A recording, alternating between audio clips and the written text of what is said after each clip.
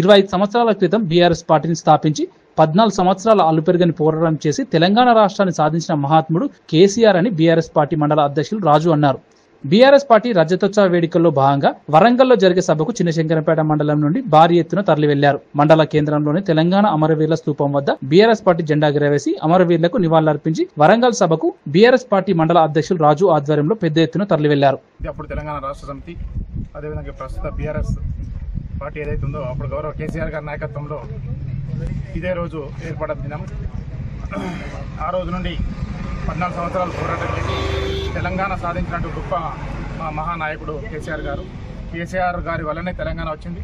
తెలంగాణ తేవడమే కాదు, వచ్చిన తెలంగాణ కూడా 10 సంవత్సరాలు బ్రహ్మాండంగా దేశంలోనే అత్యుత్తమ రాష్ట్రంగా ఒక ప్రధానమైన స్థానంలో నిలిపినటువంటి ఘనత కేసీఆర్ గారిది.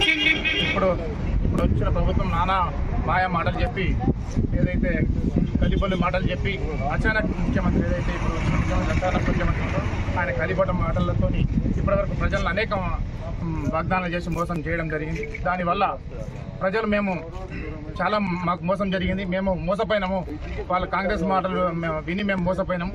మంచి ఒక నాయకుడిని, మంచి ఒక బ్రహ్మాండంగా రాష్ట్రాన్ని చేస్తున్నటువంటి ఒక మహానాయకుడిని మేము కోల్పోయినామని చెప్పి ప్రజల్లో చాలా ఈ అభిప్రాయం ఏర్పడ్డది. ఏదైతే మేము ఈరోజు చలో వరంగల్ సభ ఏదైతే మా గౌరవ ఎమ్మెల్యే పద్మా దేవేందర్ రెడ్డి గారి నాయకత్వాన వెళ్తున్నామో, ఈ యొక్క సమావేశానికి అంతటా అన్ని గ్రామాల్లో వాహనాలు ఏర్పాటు చేస్తే చాలా డిమాండ్ ఉంది. ఒక్కొక్క ఊర్లో 4-5 వాహనాలు కూడా సరిపోవట్లేదు.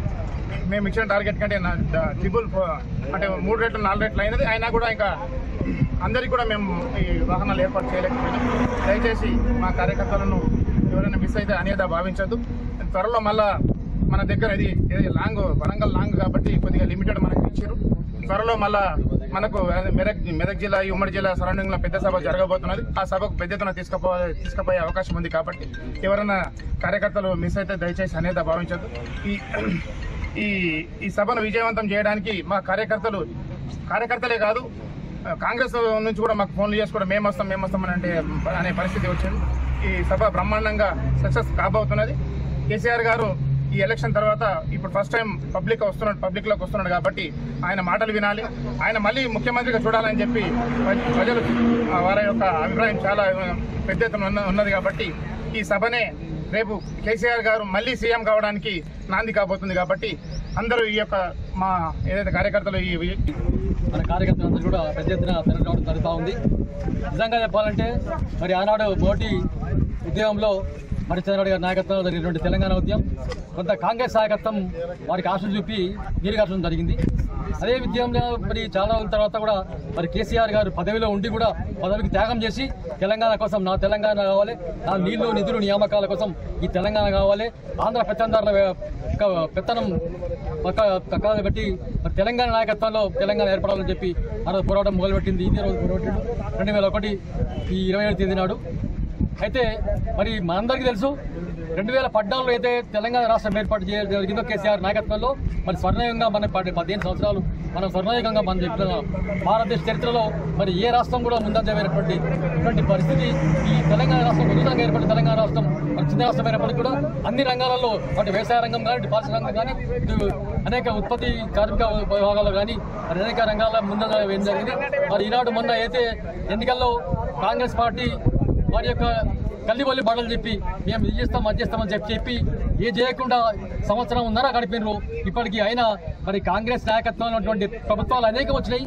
అప్పుడు అందరూ చూసినారు, కానీ వాళ్ళు చెప్పిన మాటలు నమ్మి ఈరోజు జనమంతా ఓట్లేసి కాంగ్రెస్ గెలిపించారు. ఇప్పుడే జనమంతా అంటే మాట్లాడుకుంటా ఉన్నారు, మరి ఎందుకు కాటేసినాము, ఎందుకు కాంగ్రెస్ గెలిపించినాము, మళ్ళీ కేసీఆర్ నాయకత్వంలో కేసీఆర్ తెలంగాణ రాష్ట్రం ఆయన నాయకత్వంలో ఉండాలి, ఆయన ఉంటేనే అభివృద్ధి అవుతుంది ఈ తెలంగాణ రాష్ట్రం. కాబట్టి మరి ఈనాడు మనందరం కూడా తెలంగాణ పోరాటంలో భాగంగా మరి ఈనాడు మనము వచ్చే ఎన్నికల్లో కేసీఆర్ గారిని మళ్ళీ ముఖ్యమంత్రి చూడాలని ఆలోచన విధానంతో అందరూ ఉత్సాహంగా ఉన్నారు. ఈ కార్యకర్తలే కాదు ప్రజలు కూడా అనేక రకాలుగా ఎక్కడ కూర్చున్నా మాట్లాడినా కూడా కేసీఆర్ గురించి మాట్లాడతాం తెచ్చుకోవడం జరిగింది. అలాంటి తెలంగాణ కోసం పోరాడింది 25 సంవత్సరాలు, 25 వసంతాలు పూర్తి చేసుకోవడం జరిగింది. నిజంగా కూడా ఆ రోజు ఈ కేసీఆర్ గారు ఉద్యమాన్ని ఎత్తుకొని ఉవ్వెత్తున ఎగిసిపడేలా చేసి అందరికీ కూడా స్ఫూర్తిదాయకంగా ఉన్నాడు.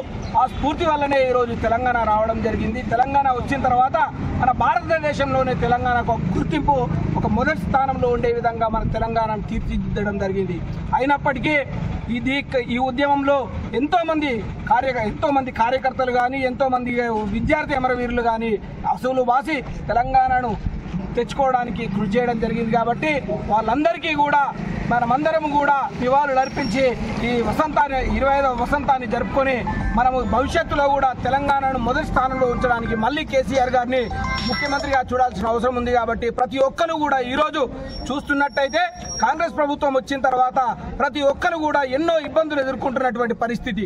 రైతులకు రైతు బంధు కానీ, ఇదే విధంగా 24 గంటల కరెంటును చూసినట్టయితే ఈడ ఎప్పటికప్పుడు కరెంటు పోయే పరిస్థితి కానీ, ఈరోజు ప్రతి ఒక్కరు మహిళలు కానీ పెన్షన్లు ఇస్తామన్నటువంటి విధానాన్ని చూసినా కానీ, తులం బంగారం ఇస్తామన్నటువంటి విషయాన్ని చూసినా కూడా ప్రతి ఒక్క అంశంలో కూడా కాంగ్రెస్ ప్రభుత్వం విఫలమైంది.